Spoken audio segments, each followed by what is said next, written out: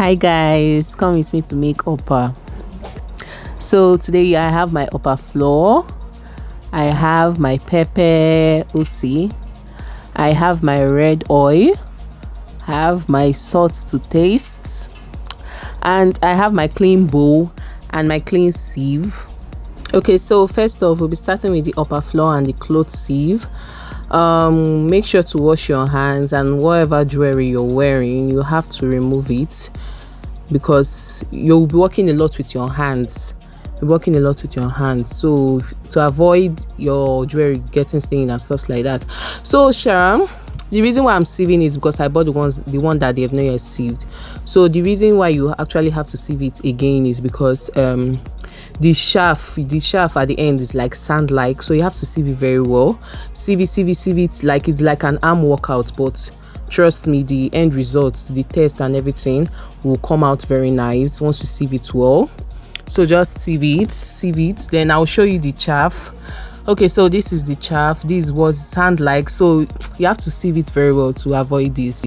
Okay, so you need to clean up your work area because it's going to get messy as you're working with Okpa. It's surely going to get messy. So next stage, we are boiling our hot water because for the mixture we need very hot water. Like the water, it's not really hot, but it has to be warm, like warm, close to hot. So now it's time for us to mix. We have washed our hands, so we'll carry our red oil and we'll pour it the amount that we need. You pour it in gradual, like you pour it in gradually. You pour it in gradually, like depending on how red you want your Okpa to be, yes, or how oily. So you just mix it up. As I said earlier, you're working a lot with your hands, so that is why you need to be washing your hands at every step you take. Like you need to wash your hands, so you just mix it. So Okpa is mostly associated with Enugu people, but all Igbo people eat it, but it's mostly associated with Enugu people. So this is the end result. About like after mixing it, this is how it's going to come out. It's going to be lumpy like this. And the next stage is grinding pepper, because we need some spice, we need some hotness in the Okpa, so it will be tasty. And don't mind my grinding. I could not find the bottom, so I had to like just make use of what I had. So I was struggling. So yeah, I've really grinded the pepper and my hot water is ready. That is why you need to put your hot water on fire.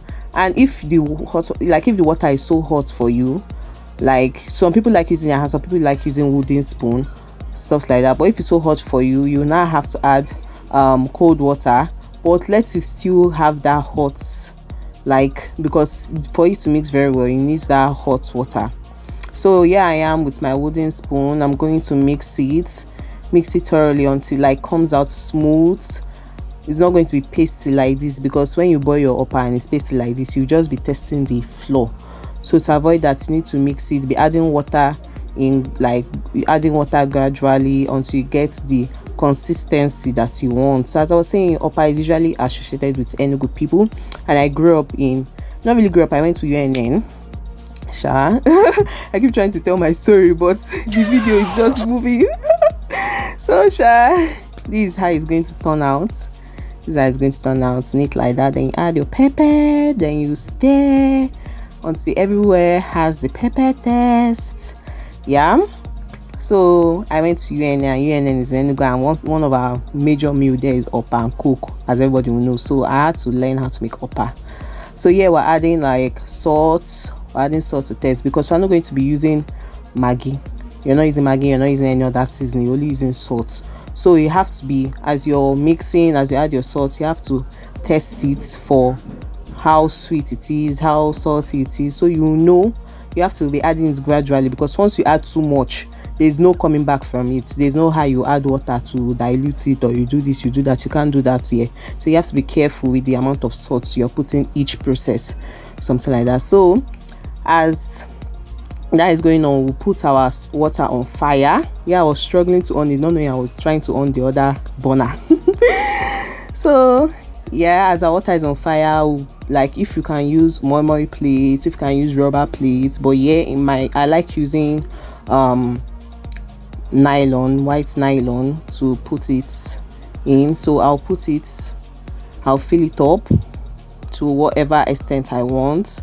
Some people like it small, some people like it big. It depends on the portioning, how I want my portioning to be for everyone in the family to enjoy it. So I'm putting it in here. Then, and you see my hand is getting messy. Okpa is really a messy food. It's really a messy recipe, so you have to make sure your hands are clean, and if you have to be ready to deal with the messiness of okpa, something like that.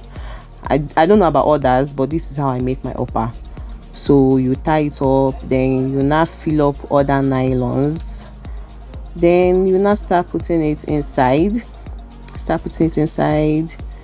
Make sure you arrange it well. Make sure you tie your nylon very well so that it will not burst or come out or stuff like that.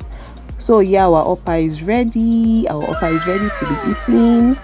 Yeah, see how it's looking so yellow, so succulent because of the amount of palm oil I put.